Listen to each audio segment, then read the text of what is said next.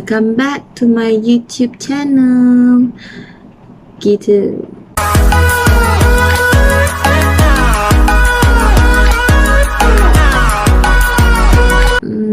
So selepas beberapa tahun kita tidak bersiaran di YouTube, kita tak upload any video dekat YouTube sebab kita stuck.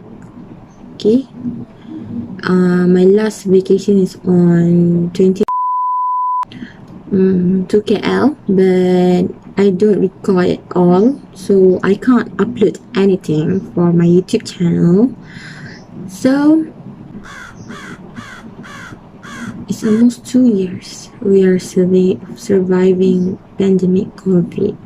So dengan kelonggaran yang telah diberikan oleh pihak kerajaan, kita boleh merentas negeri semula.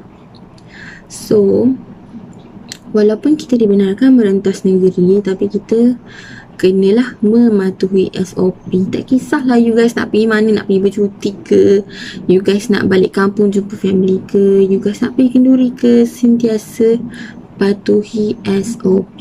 Sebab kita tak tahu sekarang ni macam-macam varian COVID ada dekat luar sana kan. So daripada kita membahayakan diri kita dengan orang lain, so better kita berjaga-jaga kan. Walaupun tak perlu buat RTK untuk pergi bercuti, tapi kita kena ada self awareness untuk buat sendiri RTK test dekat rumah lah. Belilah kotak RTK.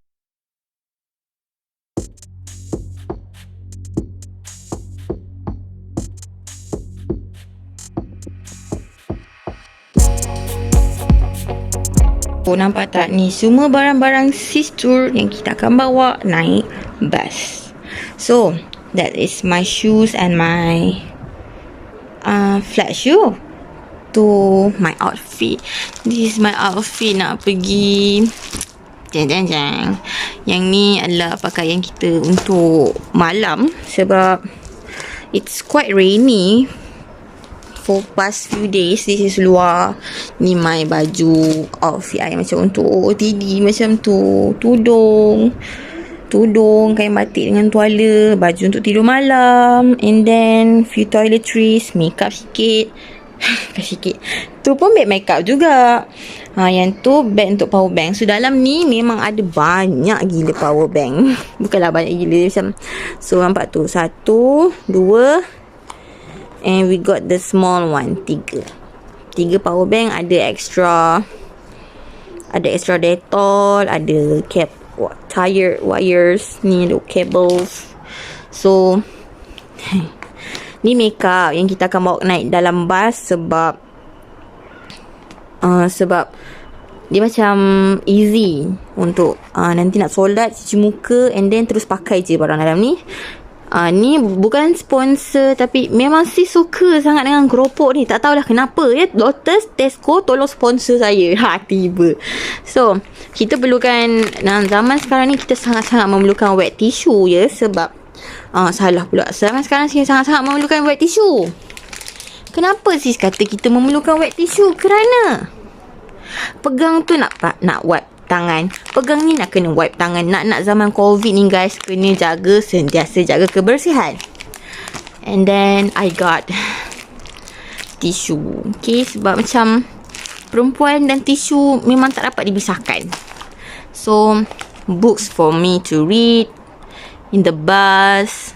Okay. So plastik untuk macam letak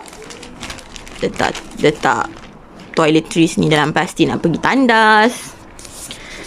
Of course lah kena bawa bantal guys. Takkanlah pergi bercuti tak bawa bantal, peluk. Nak dalam bus confirm you need a bantal and hand carry punya bag.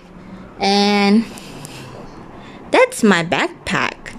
That is my backpack.